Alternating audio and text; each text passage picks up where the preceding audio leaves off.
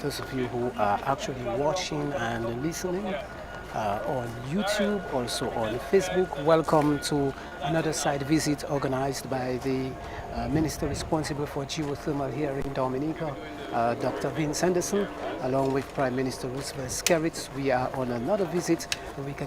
We will hear from the Prime Minister and of course Dr. Vince Henderson a little later this afternoon on the progress that has been made to geothermal in Dominica. As you know, the island relied heavily on fossil fuel over the past years, and now we have seen a turnaround in the energy sector in Dominica. We are getting ready to join Prime Minister Roosevelt Skerrit and Dr. Vince Henderson as they provide us with an update. Adel will do the safety briefing.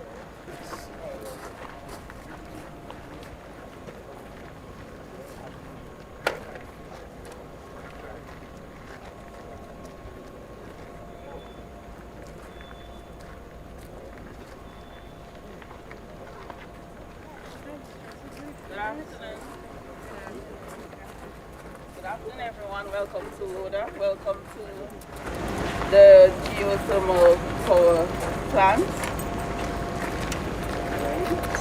Okay, I'm the safety officer on site today. Today we have prepared a nice corridor for you to walk through, because on our site we agree that safety is our top priority. You always have to have your vest, your helmet and your steel-toe boots, but seeing that you don't have the steel-toe boots today, we have prepared a nice corridor for you to walk through. So please, please, please, we are in the construction phase of the project. We're near completion, but we want you to be safe on our site. So please adhere to our caution tape and please stay within that area. Currently, we have staff on site that are currently doing some electrical works, welding and all of that. Please stand away from these projects. We have asked them to be cooperative with you guys. We have not halt work. So let's be respectful.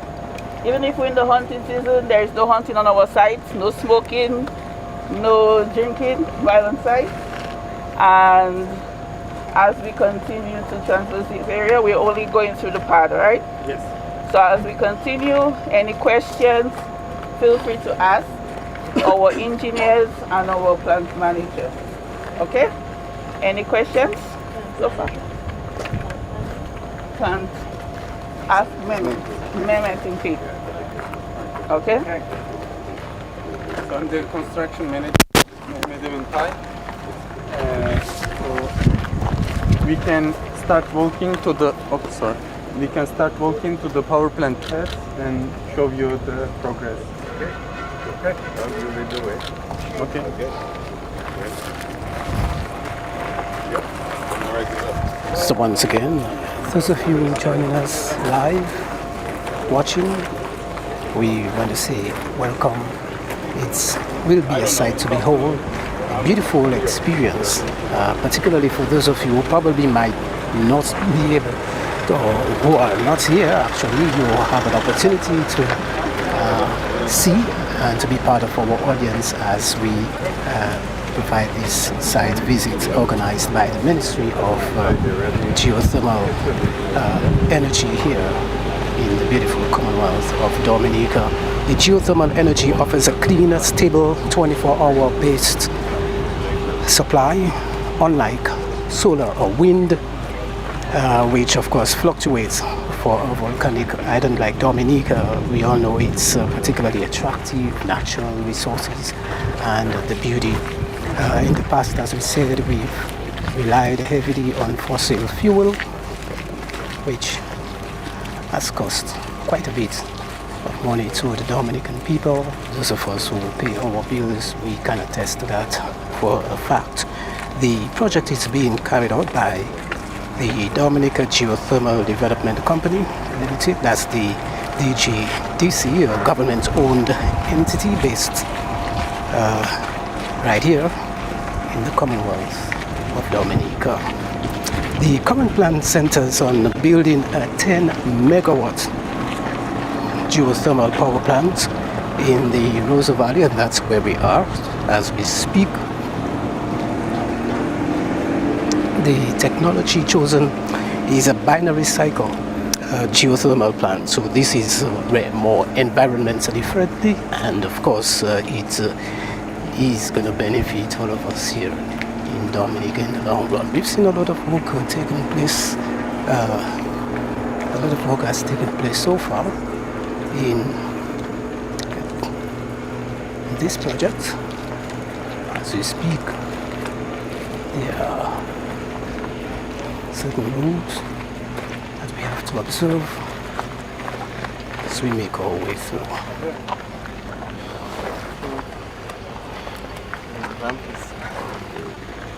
Yeah, so this is the power plant pad entrance. So I can just give a brief information about like what we have done so far. There are 3 production wells and 1 injection wells.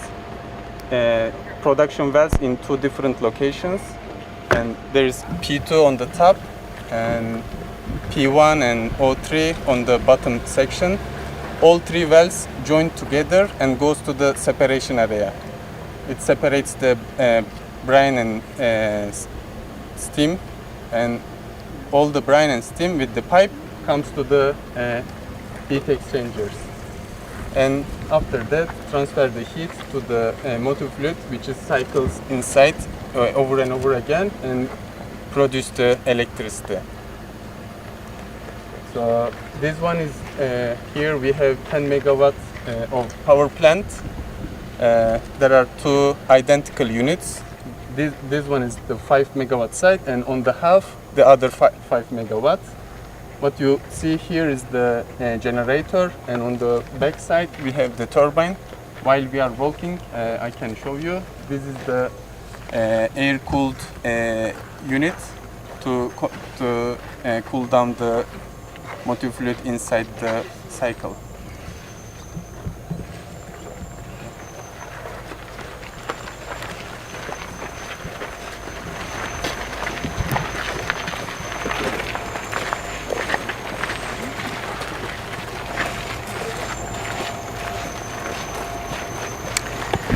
We continue on our journey on our tour of the geothermal plant here in Dominica, as I said earlier on. This one is the turbine, and format design and manufacture.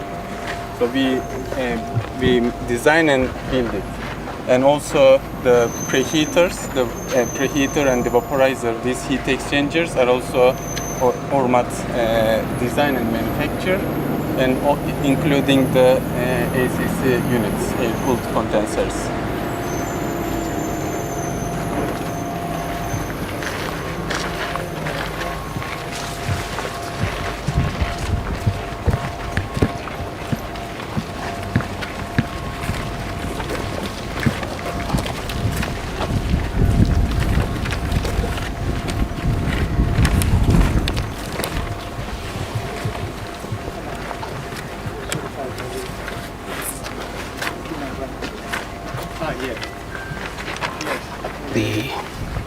As I say, there are 2 identical units, and this pipe coming from the separation area, brine and steam, and one of the pipe goes back to the injection line.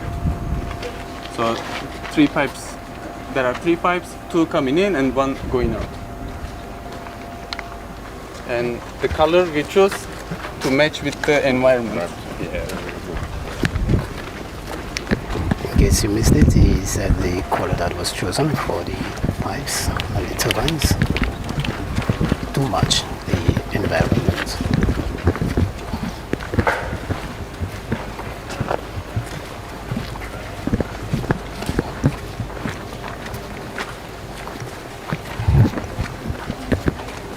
Here is the admin building and also the control room. We are in the commissioning stage. The commissioning team is also here. Actually, I want to have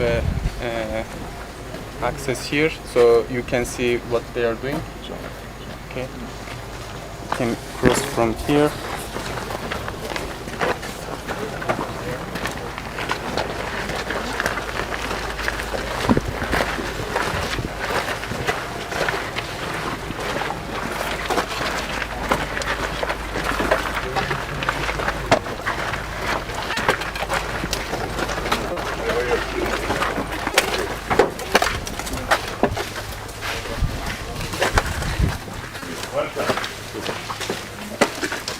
Our commissioning manager is here to do all the commissioning activities.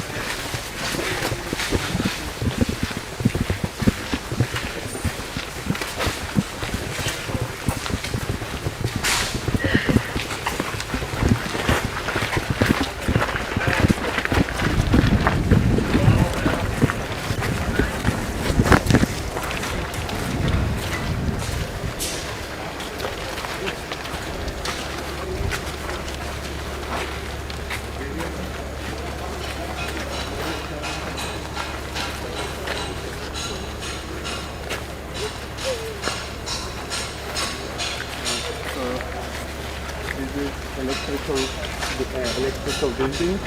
Here we have also the substation building inside the electrical building. 69 kV connection, and on behind we cannot pass over there right now because it is energized. 11 kV and 33 kV connections. And this one is the 33 kV cable. They already start pulling the cable, and 11 kV connection is already done and connected to the transformer. So we have the power from the grid.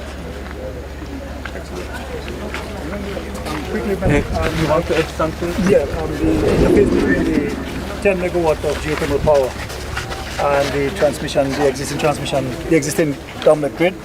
So let Mr. Rollins, the project manager for the transmission network, just give a quick overview of how we connect. Yes, on your way up, you saw the underground work thing going on. There are no overhead lines yet, but there will be two main paths for the power generated here to get to the distribution center at Fankuli. One underground that you saw, the trenching and so on, that's probably about 70-75% complete, or a little more. And the overhead that we are just completing the design stage. The reason is that for redundancy and for security, you need two separate paths. So the underground one is hurricane proof and all of that. Unfortunately, the second one cannot be underground because it's going through the forest, and that's difficult. So it's overhead, but it's designed for 80 meters per second wind. That is Maria Plus. So it should be able to withstand hurricanes and be as resilient. Probably not as the one on the ground, but good enough. Connection point. Oh, what you see up there with the silver and the big that's where the overhead line gets into the plant. The underground well, then it's not that obvious, but it goes around this building and into the switchgear. And in the electrical room, there are two separate parts. One, the control room for the power plant, and the other one is the substation, one of 4 substations that have been built under the transmission and distribution network project. Okay, thank you.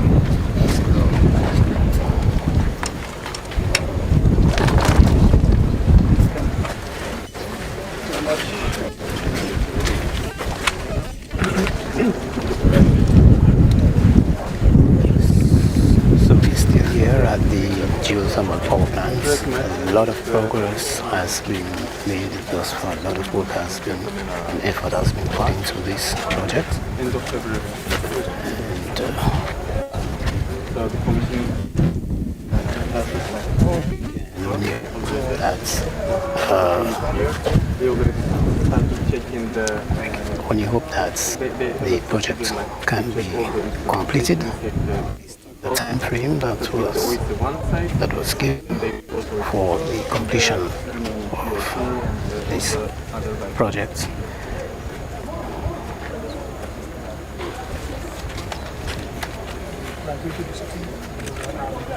Yes. Okay. Let me introduce my team as well.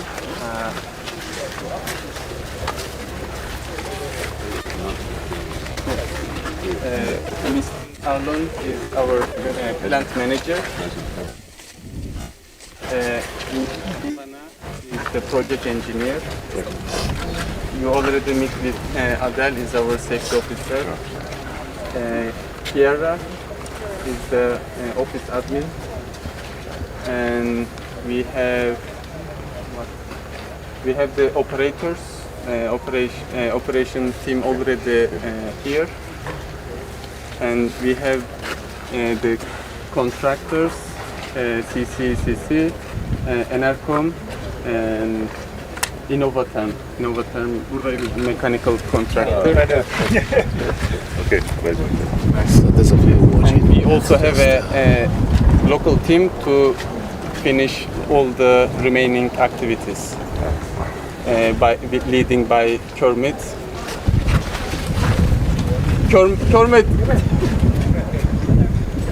Yeah.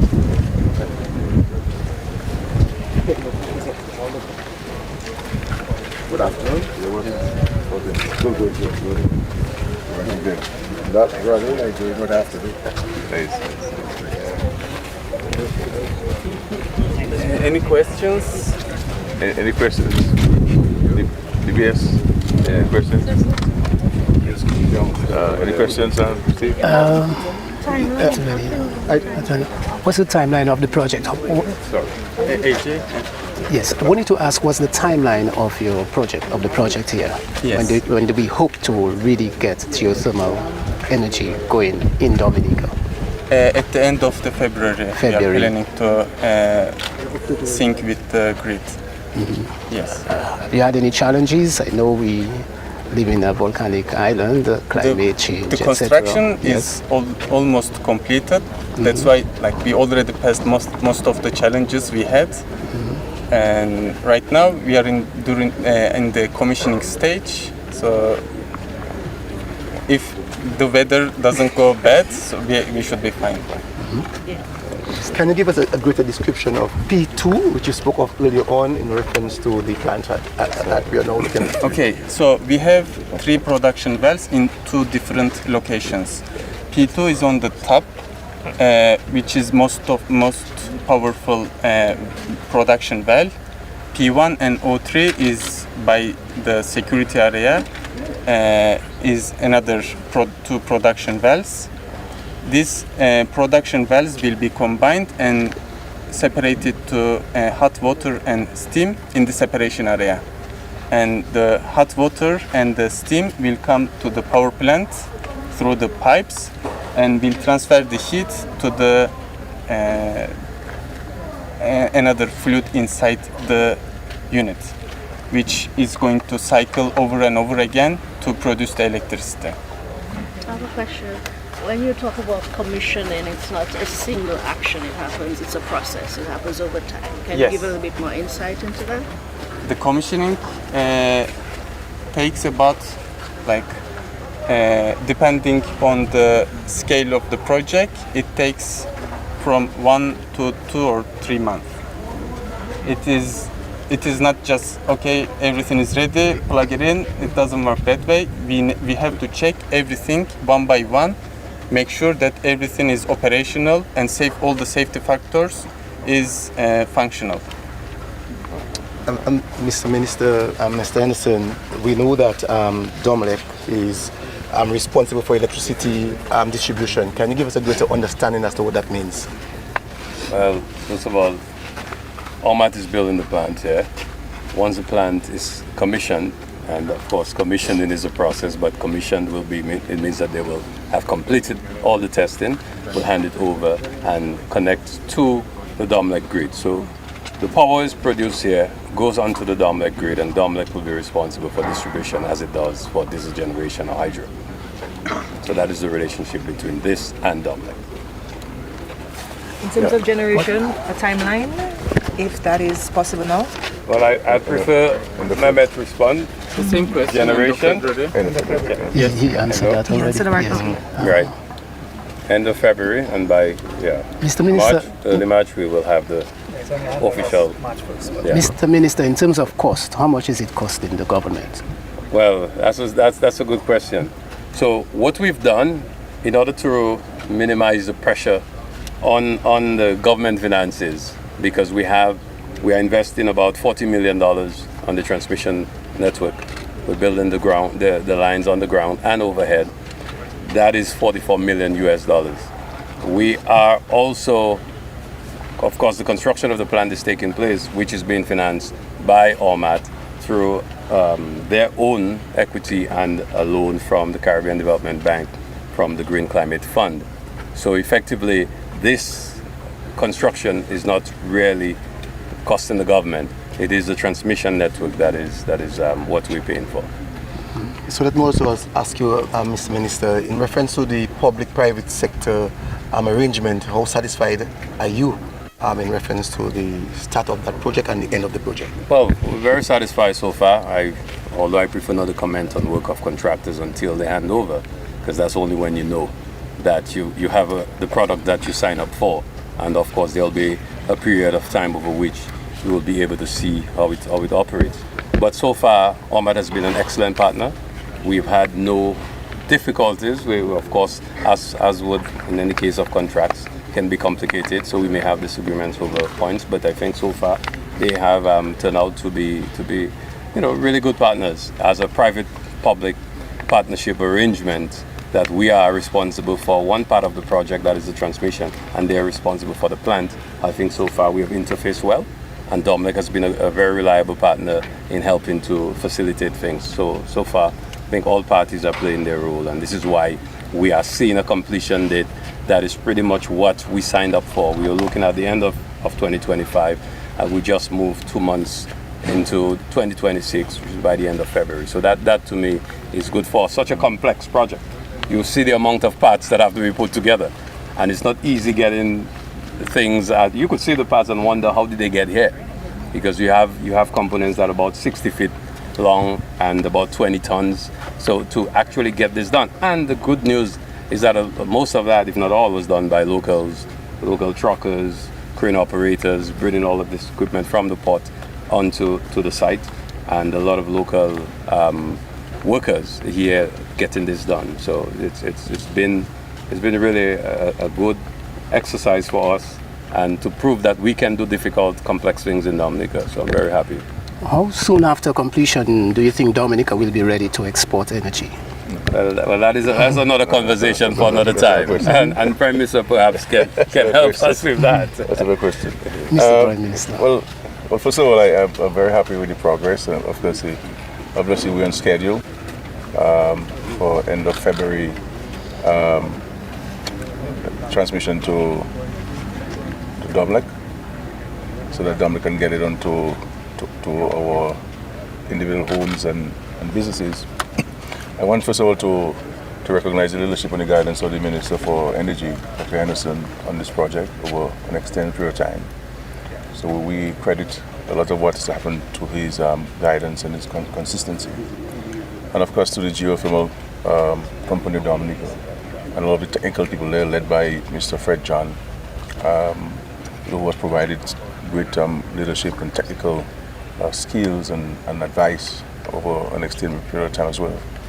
And of course to ORMAT, who we have had a very good relationship with. You can see the professional work that they've done. So far they've been good partners. We look forward to working with them over the next 25 years or so during the operation of this plant. From a broader policy standpoint, we recognize that the greatest cost to citizens and businesses is energy. Our heavy reliance on fossil fuel, you have to pass on the price of fossil fuel, diesel, to the consumers. And of course, that comes with all kinds of attendant challenges that have to be passed on now to the consumers. And we have recognized that one of the ways to try to reduce on the burden of high electricity rates to business places and to domestic consumers is to go the geothermal route. And this is why we remain committed to it, because we believe ultimately that is what will happen. Obviously, this is a start of a 10 megawatt plant, and you can see the extent of the operations here. I believe the plan of the government, the vision of the government is to, by 2030, be reliant on renewable energy sources for our citizens, thereby further reducing on the cost of energy, increasing the opportunities, improving the opportunities for investments, reducing the cost of businesses, reducing the cost to domestic consumers, all in an effort to keep more money in people's pockets.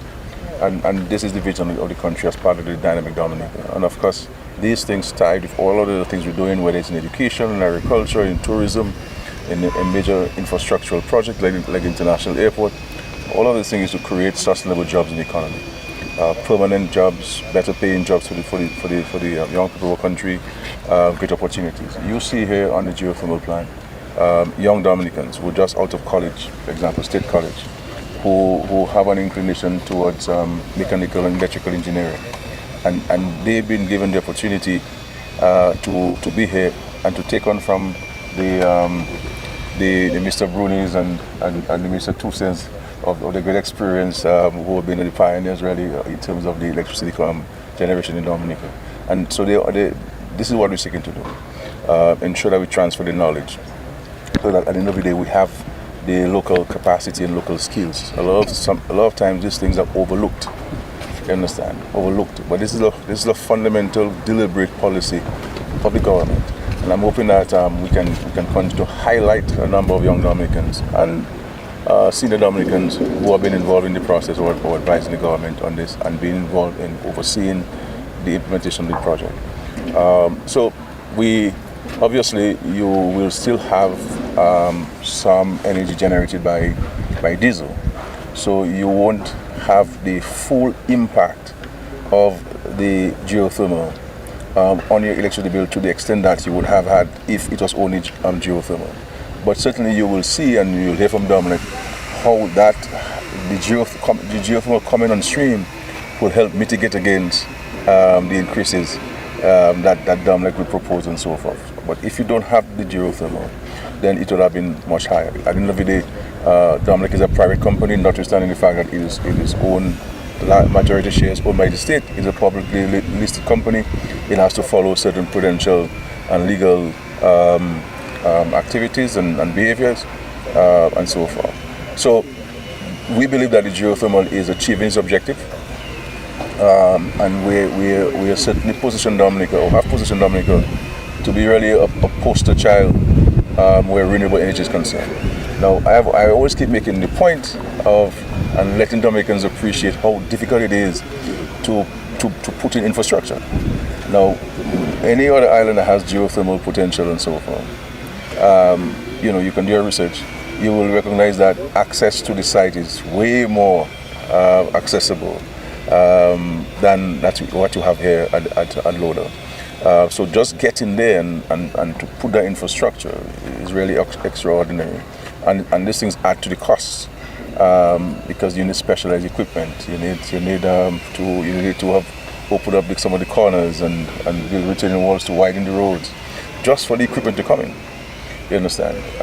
And we don't have the opportunity to stretch a rubber band and then let it go. We had to put in the investment. But this is work well done.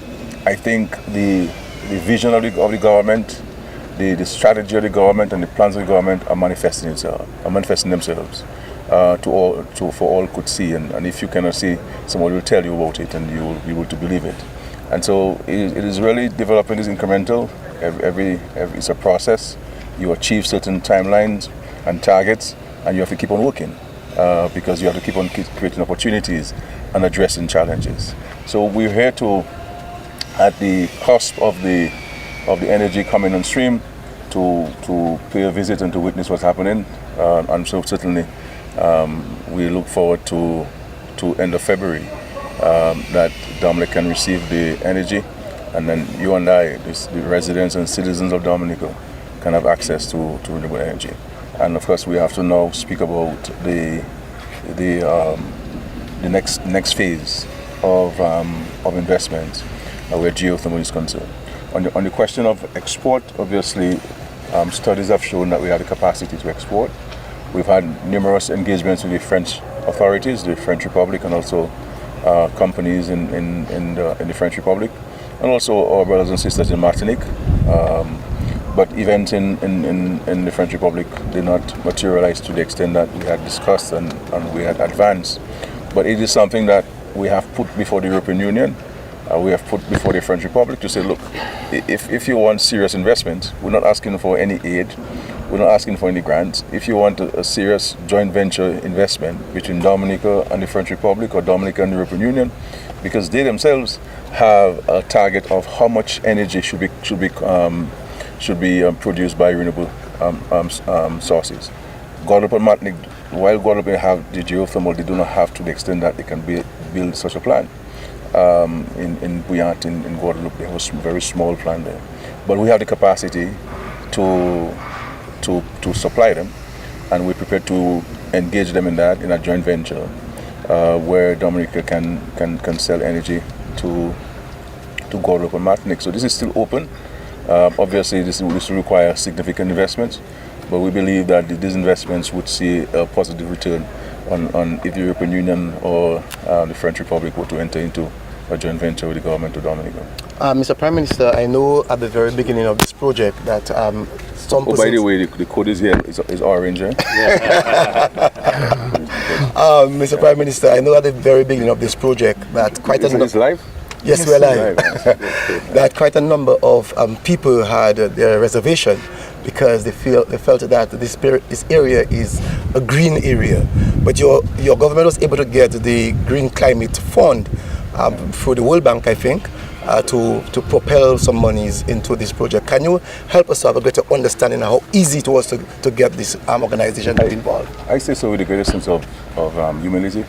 This government has had the greatest respect and regard for the environment. Environmental conservation, environmental protection. All right? We're the ones who decided that we're not going to do any whaling, right? We're the ones who have developed sanctuaries. We're the ones who developed the whale sanctuary. We're the ones who have championed the issue of no plastic bags and no plastic and styrofoam eating utensils and so forth. So, and in terms of our international advocacy, in terms of our regional advocacy, this government is known by everyone who is part of any discussion on the environment to be at the vanguards and protectors of the environment. So we understand the importance for us to maintain the pristine nature of Dominica, protect the ecosystems, because that's what makes us who we are. You know, our Nature Island mantra or Nature Island brand. And this is where we get our sustenance from. And this is why every project that we have done of this magnitude and scope, there's an environmental impact assessment done. Okay? Now, anything you do, whether you build a home, or you're building a drain, or a road, or a bus shelter, is going to have an impact on the environment. But there are things that you can do to mitigate against the impact of the environment. And all of these things are taken into consideration whenever any project is being done. So that we understand, okay, these are the impacts on the environment, and these are the things that you can do to mitigate against the impact on the environment. You understand? So, I mean, if you look at, for example, when we built this road in Ascola towards Colliho and so forth, we decided to go with the rock vetment instead of a solid retaining wall. Though the cost is higher with the rock because you have to import the rocks because of particular density, just to protect the crabs, because the crabs go from the mountain to the sea, to allow the crabs to get across the road. So we took all those into consideration. You go to the Cabrits, the same thing. You go to up in the Capuchin, where we build retaining walls and so on, sea defense walls or retaining walls, and even where you have fixed walls, we will allow for entryways for the crabs to get to and from the seashore and so on. So we have taken all this into consideration within this.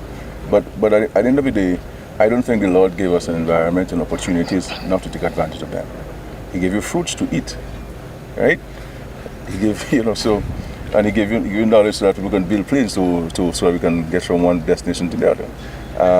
But we have to get from one destination to the other. And so we have to use the resources that the Lord has given to us in a responsible way. And this is what we're doing so that the resources that the Lord has given to us can benefit the people of the country. So we could say, okay, well, let us not cut any tree, let us not build this stuff there. Then what's going to be the impact on us and our livelihoods, our survival, our future? I don't think the Lord would place us in a forest for us not to eat and to survive from the forest. But you have to do it. You can't go killing all the crabs or cutting all the trees.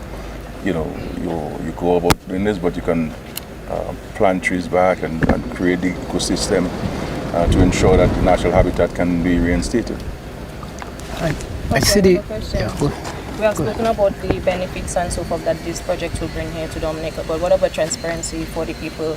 I have heard people complain about the roads and the inconvenience and so forth. How transparent was the government with the people of Dominica? Well, we've been. I mean, I think by now everybody in Dominica would have a degree in geothermal.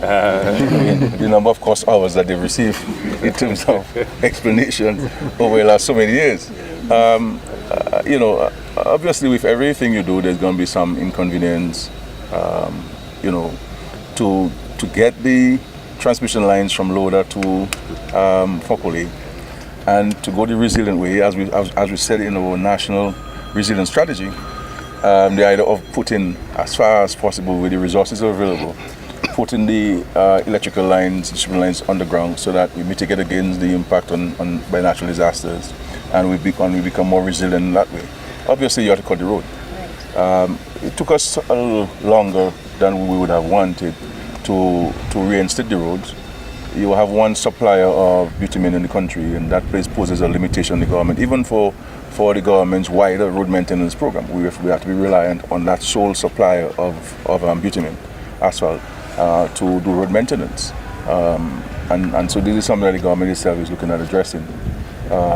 Having its own plant, going back and having its own plant, and maybe a coal mix plant that we are being recommended to look at, so we can have our own independence and control over the various factors in relation to road maintenance. So it really wasn't delaying, I understand, in negotiations between the supplier of asphalt to the contractors in order to reinstate the broken pavement. But I think, as you will recognize, some of that have been done, and they'll continue to do so. But at the end of the day, it's a temporary inconvenience for a permanent benefit, and this is where we have to weigh these things and say, okay, well, we're going to have to be inconvenienced and so forth. And in terms of safety and economic development for the residents of this area? Well, I mean, the Rosa Valley now, and the member of parliament is here. I mean, I understand a lot of people moving in here. This is a jobs capital.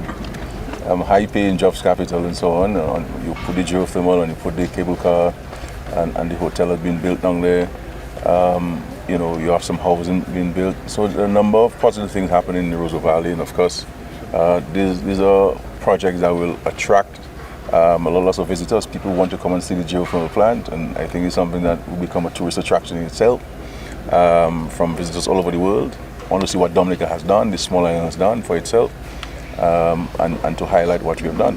And of course the cable car will be a major pull factor of visitors to the country. Clearly, I believe 100% of the cruise visitors will visit the cable car, as they have done with the Trafalgar Falls or Titu Gorge or the hot springs. It's a major attraction, and I think that will create permanent jobs. There are indirect benefits of rental of accommodation, and other supporting services. So I think it is left for us in the Rosa Valley to continue positioning ourselves to ensure that we're the main beneficiaries of the major investments that have been made here in the Rosa Valley. But these are Rosa Valley located projects, but these are national projects, and because the benefits transcend every single part of the country. We have been hearing to two partners, Mr. Prime Minister, the geothermal company here and that of, I think, OMAT. I want to know if there are any other companies that are actually involved in the continuous production of this, the continuous development of this project. Well, we have a relationship with OMAT. We have allowed OMAT as a partner, private sector partner, to come in to do the capital investment to build the geothermal plant. So this is, you have the Dominican Geothermal Development Company, which is a wholly owned company of the government of Dominica. And the government of Dominica has assigned the geothermal resources to that company for its management and oversight and regulation, etc., etc. There's an act of parliament, and you can go to the act and you can see all of the necessary responsibilities and actions that are required in the law. And of course, there's Dominic, who will purchase the energy and sell to us. So I think Vince, that's it, right? Talca Peru. And Talca Peru, the Indian company that is doing the transmission lines. Okay. Mr. Minister, Dr. Mark, just heard the Prime Minister making mention of capital projects that are actually ongoing in your constituency, also that of Loda. We know of the hotel, international standard, I must say. I saw it yesterday, and the longest, I think, cable car in the world, and now the geothermal. How much impact does that have on your constituency? Well, the truth is, so far, it has a significant impact in terms of employment. So from the whole economic aspect of it and what it lends to the Roseau Valley, it's a lot. But it goes beyond this, so we actually thinking more of what's going to happen next. So you can imagine when all these major projects start to function, it's just going to be so much more economic activity going on in the Roseau Valley. And let alone just jobs and people getting salaries is what else can augment and, just to make it even a more foolproof thing. So what you talk about the restaurants, you talk about the agricultural part, you talk about the entertainment part, it's just so many things that are associated with the hotel, with the cable car, and with the geothermal, as I mentioned, all the jobs. It's a lot. It's a lot for the Roseau Valley, but it's more than just the Roseau Valley, as the Prime Minister said. These are national projects, so they're going to actually benefit the entire country, if you were to ask me. But importantly, the question was asked earlier in terms of the disruption and the activity within the community. There were repeated meetings. So the villagers, let alone Loda, even Trafalgar, there were meetings all the way in Trafalgar as well. So everyone was aware of what was happening, the possible little hindrances that we might experience, whether it's in the transmission lines being set, whether it's the heavy equipment moving up and down. So everybody were well informed as the possible, hiccups that can come. So it wasn't so much of an issue in terms of Dr. Henderson will tell you all the land that we had to acquire, which we dealt with as well. So all this went peacefully. So basically the entire constituency, the villages, they were well taken care of in that regard. So we didn't have much of an issue at all with the residents of the Roseau Valley from that point of view as well. And do we have residents employed at all three locations? Oh yeah, we have many residents. You have to pass here in the evening time, and then you realize how everybody's pretty much satisfied and happy. It's a good source of income, a lot of employment going on, and even after they are completed, there will be employment opportunities. So that's why we always keep saying, get prepared, brace yourself. There are so many opportunities that will come with these major projects, and the people have realized that, and they're just preparing themselves from all different aspects. As a matter of fact, one of the young guys just told me he's going to go into ginger lilies and anthuriums because he needs flowers for the hotel. And the other group from Trafalgar thought they want to get their little cultural group together because they want to have a gig at the hotel. And some of the guys here thought, well, renewable energy is really a good way to go in terms of studies. So everybody's just getting prepared and getting ready for all these activities to come to fruition. And we're really enthusiastic about it and looking forward to it. And we know it will make a big difference. These are game changers. And all of this now will augment other major capital projects we have, whether it's the International Airport, whether it's the Marina. So everything comes together. It's a plan we're working from, our resilience agenda. And we're dead on target with it. Thank you. I just want to ask the Minister who's responsible for the green and blue economy. I would like to know from you, sir, that in reference to no questions today, man. well, we are here today, so we have to ask the questions. I want to find out from you, sir, in reference to the blue and green economy, how much you have seen, or how much you believe that we'll be getting from your ministry in reference to looking at the policies of government.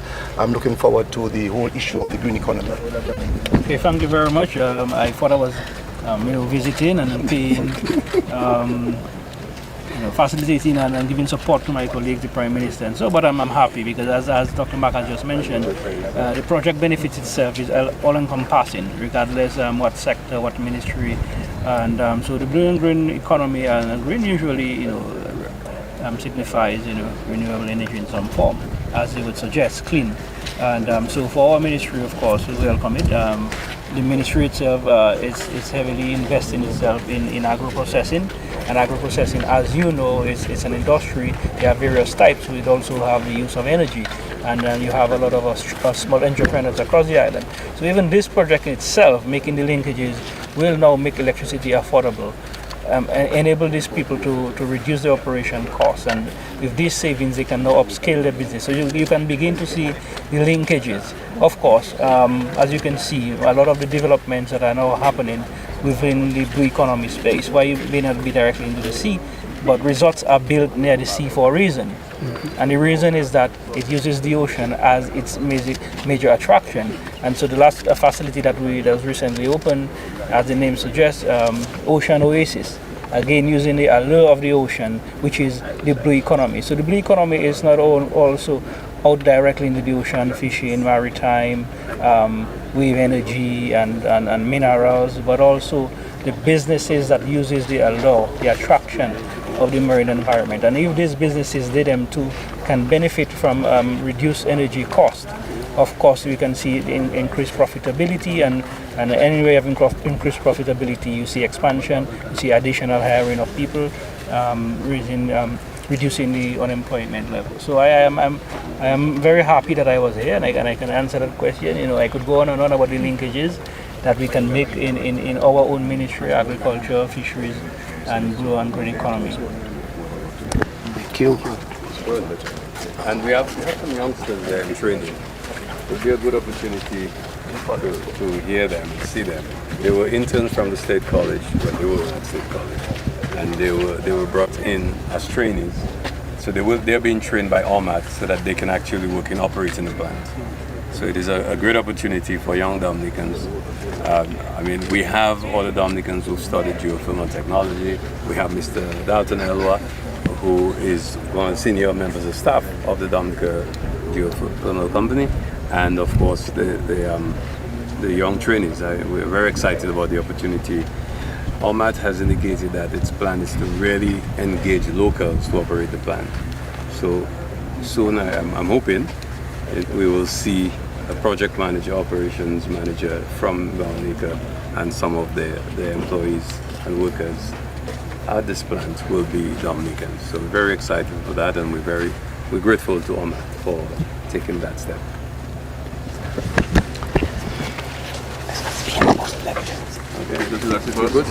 One more thing, Mr. Prime Minister. Mr. Prime Minister, we have much time with you here without asking you. On Thursday, we saw your friend Ralph did not make it through, and we saw your friend again in the Central Labour Party, Mr. J. Pierre, made it through. I know that you answered the question this morning, but I really want to get your views as to the two men and the rationale behind the development of these two countries and their leadership. I will get into the political analysis there otherwise as to what happened in both countries. But only to say that we congratulate Prime Minister Pierre on his resounding victory at the polls. As I've always said, the key in politics is to stay close to the people. That's it, and I think that's what they may have done in St. Lucia. And the people have rewarded them for this victory, and we celebrated them. And we look forward to working very closely with them. There are a number of very critical issues in the Caribbean and the world that requires strong leadership and focused leadership, and I have no doubt that Prime Minister Pierre will be part of that process. I also want to find out, Mr. Prime Minister, in reference to the situation in Venezuela. I realize that the Caribbean leaders are coming together beside Trinidad. What's your views on the issue of the United States and that of Venezuela? Well, we have all declared as part of CARICOM and CELAC that we should maintain the Caribbean as a zone of peace. Now, as I've said, this is not a pro-Venezuela position, that is an anti-America position. This is a principled position that has been in existence for several decades. We are simply reiterating it, that any breakout of any war anywhere in the Caribbean would have a serious negative impact on the way of life in the Caribbean. And so we continue to offer ourselves as interlocutors, intermediaries, to discuss whatever there is between the two countries and to see how we can bridge the gap, and that's what we're offering. But we're never in support of any war, and Dominica has been very consistent in that. We oppose the invasion of Iraq, we oppose the invasion of Libya, we oppose the invasion of Syria, and we oppose the invasion of Ukraine. So it doesn't matter who it is, we are opposed to this, because war brings no benefits to anyone, but suffering to many. And this is I think a decent and reasonable position to hold. Now, we know that today you met with the Chinese officials who visited Dominica in reference to the Portsmouth-the-Pigwa Road.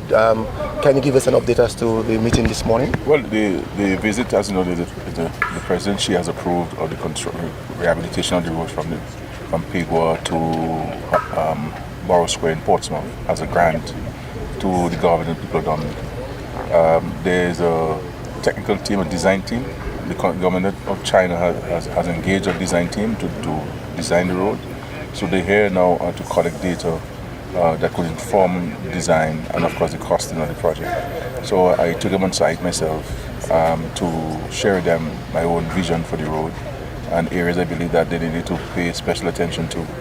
Because the whole idea is to see whether we can eliminate as many of these bends or corners as possible, so as to enhance this road safety and making the road more conducive for all road users. So they have taken note of those. They will do some investigations, and if my suggestions and ideas can live up to engineering scrutiny, then that's great. But certainly I need to share them what the vision for the road is. Thank you. Okay. Thank you so much. So we concluded today's